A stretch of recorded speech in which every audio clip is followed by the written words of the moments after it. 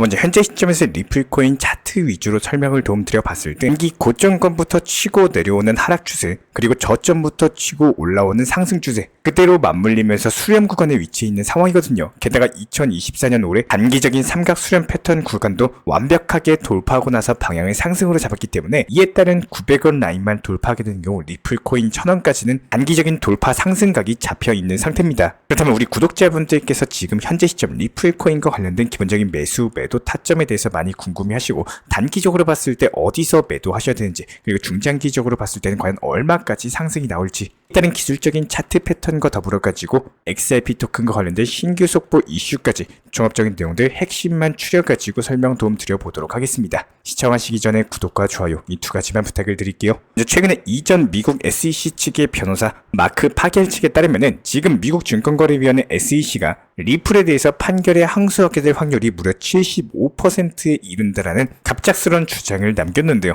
미국 SEC가 그동안 토레스 판사의 최종 판결에 만족하는 반응을 보이기도 했었고, 판결 이후부터 지금까지 항소에 대한 어떤 입장을 내놓지 않았었기 때문에 사실상 항소 의지가 없다, 그리고 최종 합의가 끝날 것이다, 이런 전망이 지배적이었거든요. 그런데 미국 SEC의 측근에서 이런 항소 루머가 나오다 보니까 리플 코인에는 당연히 악재로밖에 작용할 수 없는 상황에서 오히려 리플 코인의 강력한 상승세가 나와주고 있는 모습이죠. 그렇기 때문에 해당 이슈에 대해서 조금 더 자세하게 분석 도움 드려보는 시간 가져보도록 할 텐데, 먼저 마크 파겔 측에서 미국 SEC 측의 항소 가능성에 대해서 점치는 이유는 리플을 본보기로서 다른 암호화폐 사건들에 대해서 규제하기 위함인데, 이런 것들이 SEC 같은 경우는 리플이 벌금을 얼마 내고 이런 것들보다 중개인을 통해 가지고 판매한 리플 자체가 증권이 아니다, 해당 판결에 대해서 뒤집어 가지고 나중에 다른 코인들 그리고 암호화폐 산업에 대한 전체를 규제하는 데 초점을 맞추고 있다는 겁니다.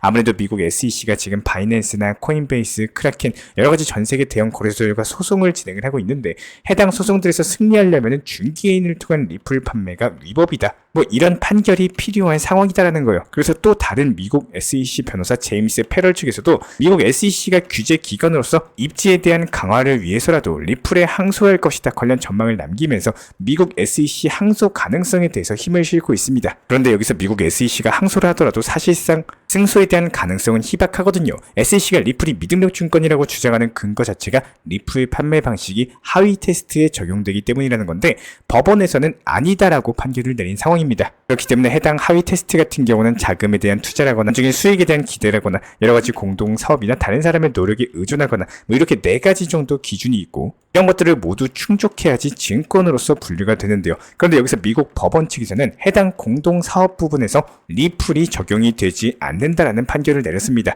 이 둘의 소송 자체가 4년 넘게 이어졌음에도 미국 SEC 판사에 대해서 설득하는 데 실패를 했다는 거예요. 그렇다면 해당 판결이 뒤집힐 확률 자체가 거의 없다라는 거고, 여기에 대해서 판결이 뒤집기 위해서는 이에 따른 정당한 근거가 있어야 되는데 현재 시점에서 이런 근거 자체도 없는 상황입니다. 심지어 얼마 전에 무려 항소 법원 판사 3명이 입을 모아가지고 미국 SEC가 근거가 없는 규제를 자행하고 있다 관련 비판을 남겼었기 때문에 미국 법원 측에서도 SEC에 대한 신뢰가 그냥 바닥인 상태거든요.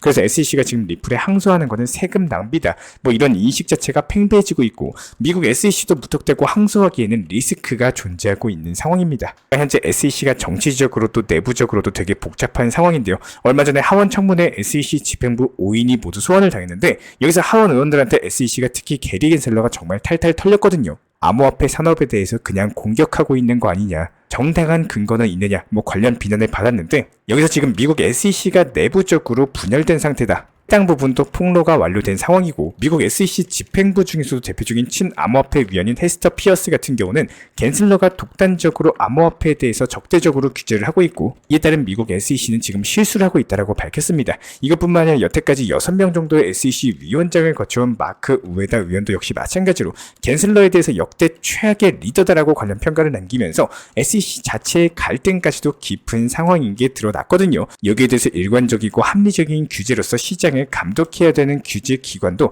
당장 뜻에 모으지 못하고 있는데, 이렇게 분열이 돼버린 상황에서 누가 누구를 규제하고 감독을 할 수 있을까요? 그렇기 때문에 미국 SEC가 최종적으로는 항소할지에 대해서 지켜볼 필요가 분명히 있겠지만, 미국 SEC가 항소를 끝까지 밀어붙일 가능성 자체도 현재 시점에서는 낮은 모습이기 때문에 이에 따른 리플의 승리로 마무리되면서 리플 코인의 강력한 1000원 돌파까지도 전망이 되고 있습니다.